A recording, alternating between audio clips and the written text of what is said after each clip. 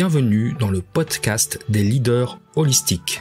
Je suis Christophe, créateur du site leleanmanufacturing.com et de la formation Culture Lean, votre expert en leadership, excellence opérationnelle et lean management depuis plus de 25 ans. Ce podcast est pour vous si vous êtes attiré par le leadership, le développement personnel et la spiritualité. Si vous avez besoin de mieux équilibrer votre vie privée et votre vie professionnelle. Si vous avez d'importantes responsabilités professionnelles et que parfois cela affecte votre vie privée ou inversement. Si vous voulez devenir un leader serviteur, bienveillant, humaniste, éthique et intuitif, si vous voulez développer un leadership avec une approche globale, intégrale, holistique, basée sur votre corps, votre cœur et votre esprit, pour le bien de vos proches et de la communauté, alors vous êtes au bon endroit. Que vous soyez un homme ou une femme, directeur, manager, leader expérimenté ou pas, coach accompagnant des dirigeants, je vous remercie de passer ces quelques minutes avec moi aujourd'hui. Allez, on y va, c'est parti!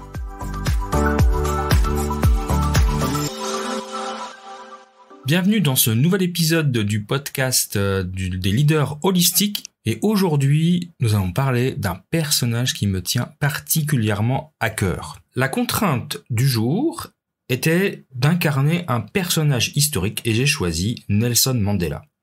Et je crois que vous allez assez vite comprendre pourquoi, parce que pour moi, Nelson Mandela incarne le leader holistique par excellence. C'est vraiment quelqu'un qui m'a beaucoup inspiré tout au long de ma vie. Il était emprisonné quand j'étais jeune et je me rappelle qu'on faisait beaucoup de marches, qu'il y avait beaucoup d'artistes qui militaient pour sa libération. Et c'est un homme qui m'a vraiment beaucoup inspiré parce qu'il a dit des choses extrêmement qui m'ont beaucoup parlé, qui m'ont inspiré dans mon évolution et dans la création du leadership holistique. Alors juste pour revenir un petit peu en arrière, pour ceux qui ne connaîtraient pas la vie de Nelson Mandela, je vais faire un petit résumé de sa vie, très court. L'idée c'était pas de faire la biographie de Nelson Mandela, mais juste pour savoir, donc c'est un Sud-Africain qui est né en 1918, donc il y a plus de 100 ans maintenant, et il a intégré le Congrès national africain, l'ANC, en 1944.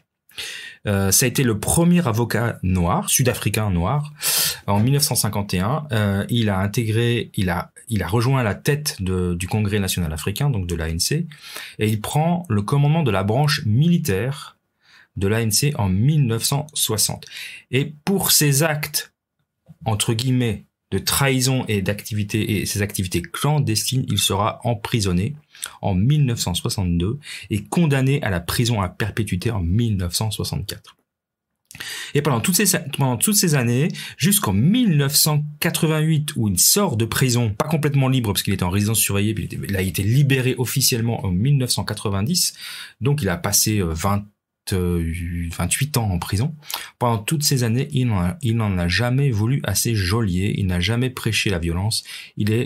C'était vraiment le Gandhi africain en fait, sud-africain. Et il a été libéré en 1990 et du coup, il a reçu le prix Nobel de la paix en 1993 parce qu'il a travaillé avec l'ancien président Frédéric de Klerk, donc qui lui était blanc, pour mettre fin à l'apartheid en Afrique du Sud.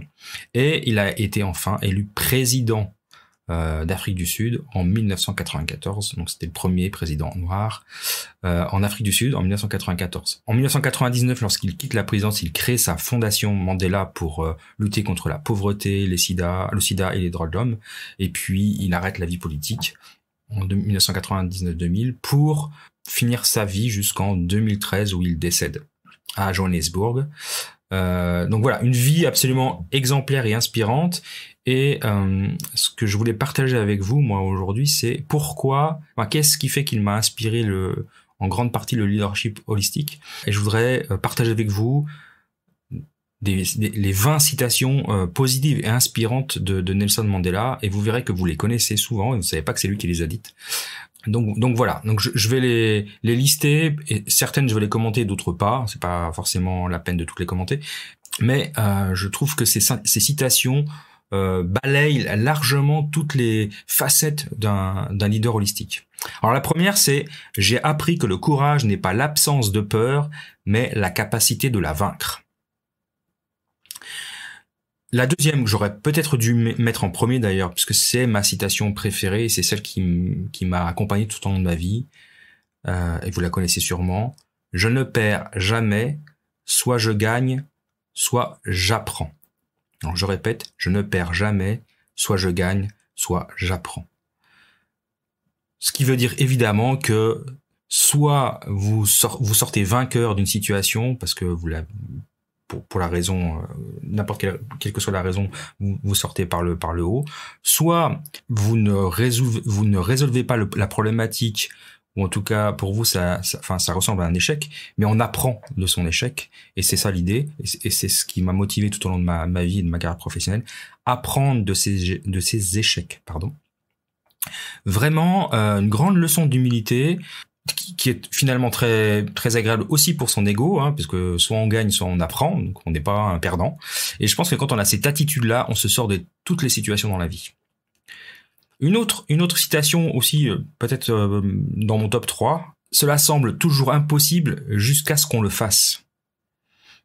Alors ça, c'est une citation qui est très connue, on ne sait pas forcément que c'est Nelson Mandela qui l'a dite, mais c'est vrai pour les scientifiques, hein, pour les scientifiques aussi, oui.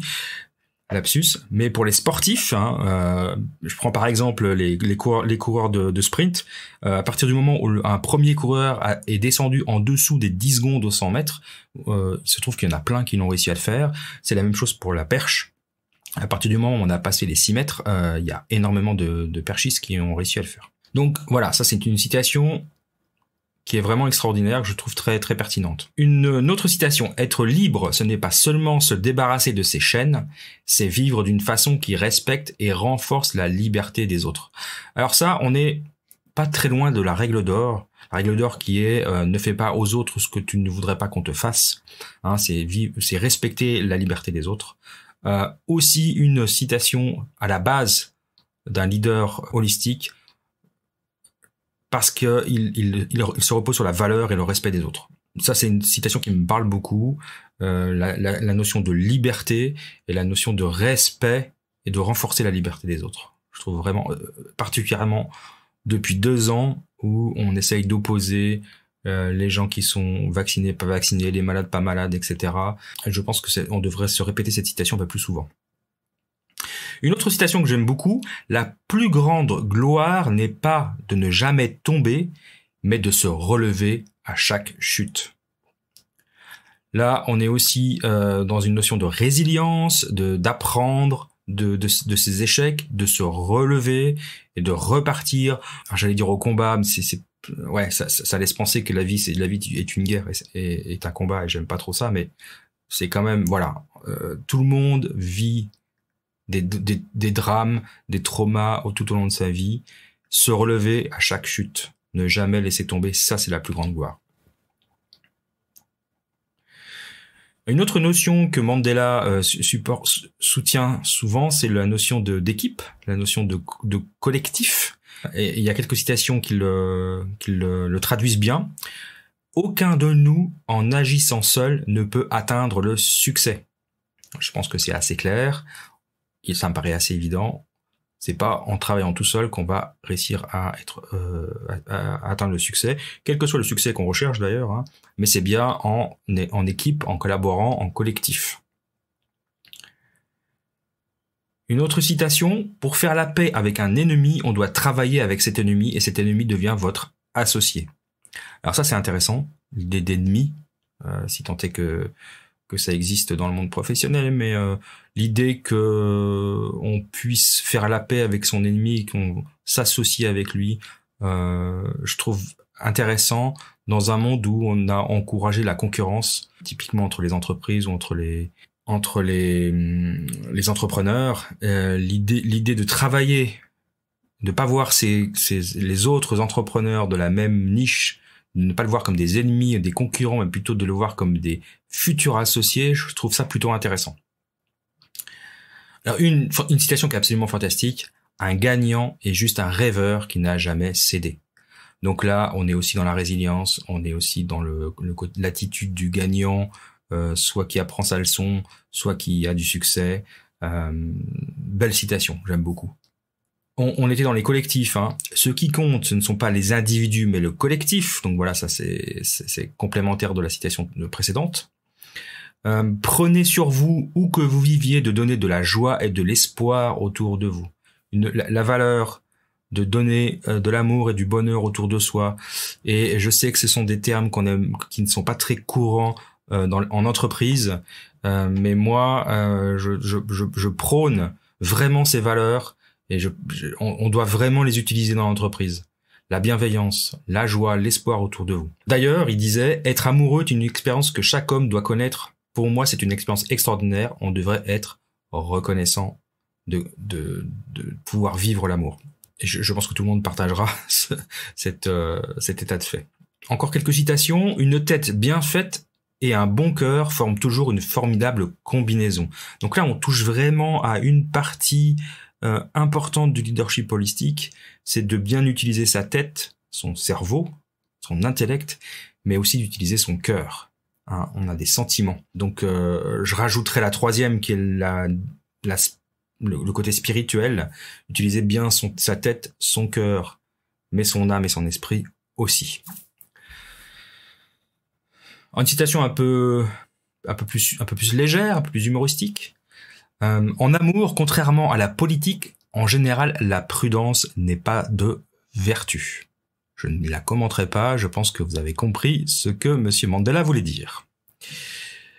Ensuite, il est sage de persuader les gens de faire des choses et de les amener à penser que l'idée venait d'eux. Bon, là, on touche au côté un peu manipulateur du leader. En même temps, si c'est pour faire de belles choses ou de bonnes choses, ou si c'est pour le bien de tous, je pense qu'on a le droit d'utiliser ces techniques. Et je sais que certains n'aiment pas ça, mais persuader les gens que les idées viennent d'eux-mêmes pour qu'ils se les approprient, voilà, c'est ça, me paraît quand même quelque chose d'assez pertinent et efficace. Et il faut savoir l'utiliser avec parcimonie, et encore une fois, pour faire le bien autour de soi. Ne me jugez pas sur mes succès, jugez-moi sur le nombre de fois où je suis tombé, où je me suis relevé à nouveau. Donc ça reprend une citation précédente sur la partie résilience, le fait qu'on doit toujours se relever. Alors, une citation intéressante, je trouve, même quand j'étais enfant, j'ai appris à vaincre mes adversaires sans les humilier. La notion de respect de l'autre, de l'être humain, on sait que le monde du travail, c'est un monde très difficile où l'humiliation est quelque chose que tout le monde a vécu à un moment ou à un autre dans sa carrière professionnelle. Et on la pratique sans le vouloir. Moi, le premier, ça m'est arrivé d'être humiliant, d'humilier des collaborateurs, et je le regrette sincèrement. D'ailleurs, s'ils m'écoutent aujourd'hui, s'ils un jour se sont sentis humiliés dans ma façon de les traiter, je m'en excuse parce que c'est forcément pas ce que je voulais faire, mais ça arrive. Donc, ça, c'est une grande qualité, être capable de vaincre ses adversaires, en tout cas de convaincre, sans humilier, c'est vraiment une belle valeur. Alors, une autre facette du leadership holistique qui tourne plus autour de la santé du corps et qui s'illustre bien avec cette citation, j'ai toujours pensé que l'exercice physique est la clé non seulement de la santé du corps, mais aussi de la paix de l'esprit. Qu'est-ce que c'est beau ça ? Je répète, j'ai toujours pensé que l'exercice physique est la clé non seulement de la santé du corps, mais aussi de la paix de l'esprit. Si vous n'avez pas encore compris, intégré que faire de l'activité physique, alors on n'est pas en train de dire courir le marathon, hein. Je me réfère au précédent podcast sur la marche en forêt, par exemple. Faire de l'exercice physique, c'est bon pour le corps, ça. Je pense que ça a été prouvé de nombreuses fois, donc on est tous convaincus. Mais pour ce qui est de la gestion du stress, de la paix de l'esprit, le côté méditatif, le côté réflexion, focus, trouver des idées, enfin vraiment, nous avons deux pieds et deux jambes et deux bras. Un corps, il est fait pour être bougé, il n'est pas fait pour être assis toute la journée. Donc s'il vous plaît, je ne saurais que trop vous conseiller de pratiquer un exercice physique quel qu'il soit ludique, qu'il soit le plus ludique possible, bien évidemment, et qu'il vous aide, parce qu'il va vous aider à être mieux dans votre corps et être mieux dans votre tête. Avant de finir, une avant-dernière citation. En faisant scintiller notre lumière, nous offrons aux autres la possibilité d'en faire autant.